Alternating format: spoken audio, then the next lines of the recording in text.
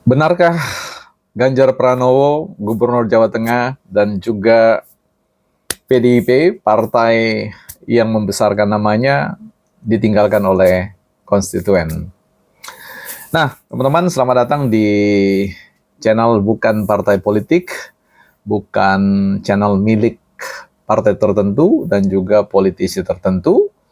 Channel ini tidak mengendorse siapapun, tidak mengendorse partai politik, dan juga tidak mengendorse politisi di negeri ini, terlebih ketika bicara tentang kontestasi kekuasaan dalam Pilpres 2024. Channel ini merupakan omong-omongan rakyat yang dihadirkan untuk ikut rame-ramean, ya, untuk meramaikan, dan tentu sedikit banyak secara moral ikut menggawangi atau mengawasi bagaimana proses demokrasi di Indonesia itu berlangsung. Nah, teman-teman, kita tentu tahu bahwa pasca FIFA membatalkan keberadaan Indonesia sebagai tuan rumah penyelenggara sepak bola bergengsi U20, dan ya sekalipun terlepas dari satu sanksi yang tidak diinginkan oleh kita semua, tetapi dalam konteks gelanggang politik ini menjadi sebuah persoalan yang terus-menerus berlarut-larut, menjadi hal yang dikunyah-kunyah, digoreng-goreng, atau dibakar-bakar, ya. Nah, terkait dengan elektabilitas Ganjar Pranowo yang akhir-akhir ini berdasarkan polling atau berbagai lembaga survei menunjukkan defisit konstituen, ya, atau menurun tren tingkat elektabilitas atau kepercayaan publik terkait dengan masa depan Ganjar Pranowo sebagai salah satu kandidat yang sebenarnya mengungguli dalam beberapa kali laporan survei yang dibuat oleh beberapa lembaga-lembaga survei di Indonesia. Nah, pertanyaannya adalah apakah benar bahwa Ganjar Pranowo dan PDIP defisit konstituen, atau dalam istilah perbankan dikenal istilah bank run, atau bagaimana seorang deposan menarik besar-besaran secara tiba-tiba uangnya dari bank, atau kita sebut saja istilahnya konstituen run, ya. Jadi ketika sebenarnya konstituen atau katakanlah pemilih prospektif ini sudah menetapkan hatinya untuk memilih salah seorang calon dari PDIP, atau sebut saja Ganjar Pranowo sebagai salah satu kandidat yang sebenarnya digadang-gadang akan menjadi the next president, ya, bukan the next idol dalam konteks seni, tetapi dalam konteks politik. Ya, ini menjadi sebuah hal yang menarik untuk diikuti, dianalisis sebenarnya konstelasi politik di Indonesia ini seperti apa. Sebagai orang yang katakanlah sebagai rakyat biasa, jadi memang menarik ya untuk melihat behind agenda, ya. Bagaimana agenda di belakang ini untuk melihat sebenarnya konstelasinya seperti apa.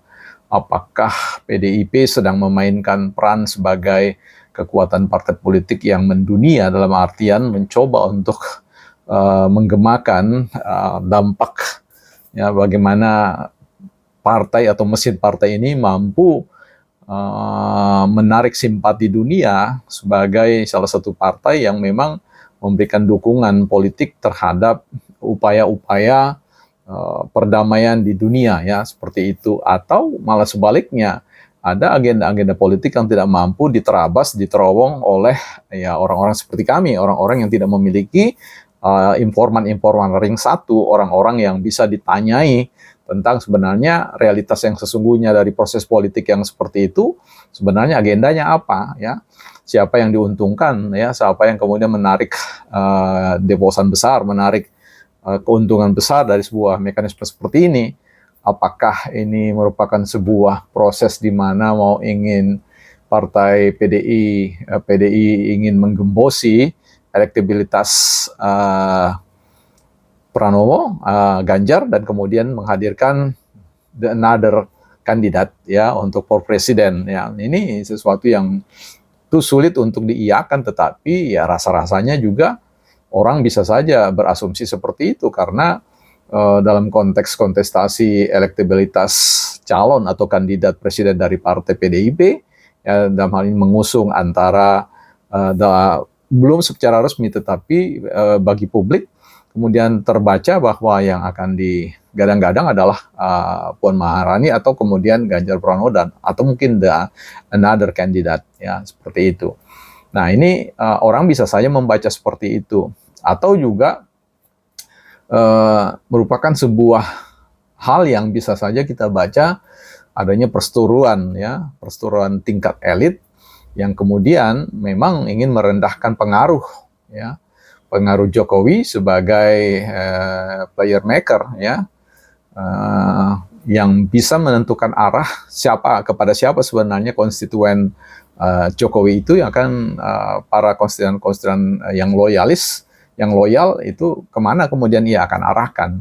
Nah, apakah kepada Prabowo, ya, yang tentu dalam berbagai macam kontestasi, walaupun ia mampu mengalahkan Prabowo, tetapi ya turut menyertakan, ya, tentu nanti akan ada yang namanya politik balas budi, ya. Apakah politik balas budi ini merupakan sebuah agenda tersembunyi lagi untuk membuka jalan pada regenerasi kepemimpinan politik dalam konteks dinasti Jokowi dan yang lain-lain, ya kita juga tidak tahu, ya.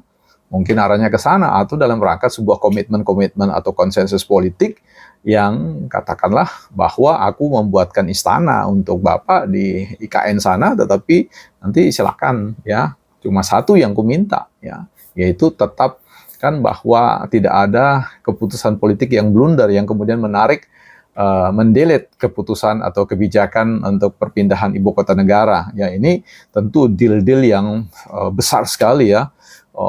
Bukan deal-deal yang hanya bisa diselesaikan dalam 1x2 pertemuan atau kemudian barter politik yang ya receh-receh, tapi merupakan sebuah pertukaran politik yang pantas untuk ditukarkan untuk sebuah dukungan menuju kursi nomor 1 di Republik ini. Ya, ini menarik ya teman-teman, kita akan lihat sebenarnya, ya.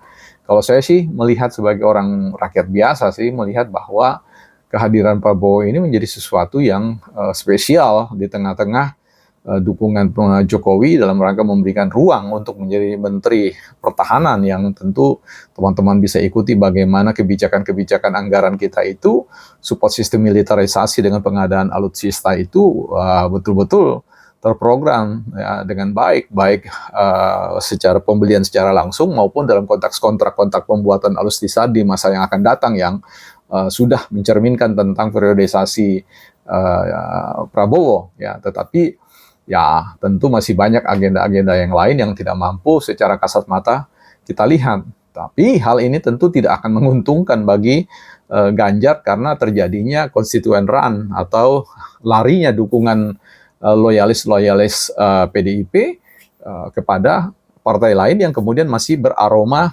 PDIP dalam pengertian aromanya Jokowi, karena Jokowi tentu disupport atau didukung oleh PDIP juga, ya. Nah, apapun yang terjadi, kans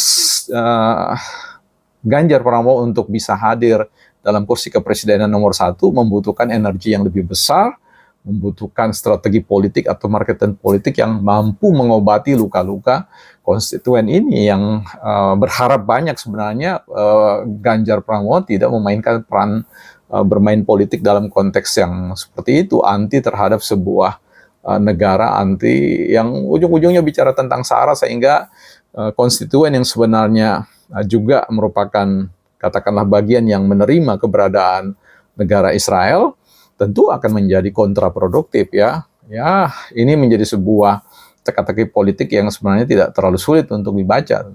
Tetapi nanti di kesempatan lain kita coba akan ulas lebih jauh, ya. Yang hanya kita renungkan bersama-sama adalah kalau ini adalah keputusan pemerintah, tentunya tidak dilakukan oleh Ganjar atau dilakukan oleh pada level gubernur seperti gubernur di Jawa Tengah Ganjar sendiri dan juga gubernur di Bali. Jadi ini merupakan sebuah tanda tanya besar. Kalau atas nama pemerintah in the name of government, ya automatically maka yang harus mengumumkannya itu adalah presiden sendiri, ya. Nah, ini kan kelihatan bahwa ada dikte, ya, ada dikte dari elit-elit partai merah di sini seperti itu. Nah, jadi bagaimanapun juga PDIP sedang berada pada satu posisi dalam tanda kutip kolaps dalam konteks konstituen untuk memenangkan kontestasi pemilu 2024. Tapi apakah kemudian bisa membalik arah? Ini yang kita sedang tunggu-tunggu, gebrakan dari PDIP, Ganjar Pranowo, dan tentu Jokowi yang kemudian menjadi salah satu faktor atau determinan di dalam konteks keberhasilan Ganjar Pranowo ya. Paling tidak kalau untuk situasi sekarang angin sedang bertiup ke bahteranya Prabowo. Ya, kita akan lihat kelanjutan teman-teman. Kita jumpa lagi di bahasan konten-konten berikutnya terkait dengan bukan partai politik yang mencoba untuk mengikuti, mengekori semua perbincangan-perbincangan yang terkait dengan penentuan masa depan bangsa dan negara ini. Kita jumpa lagi.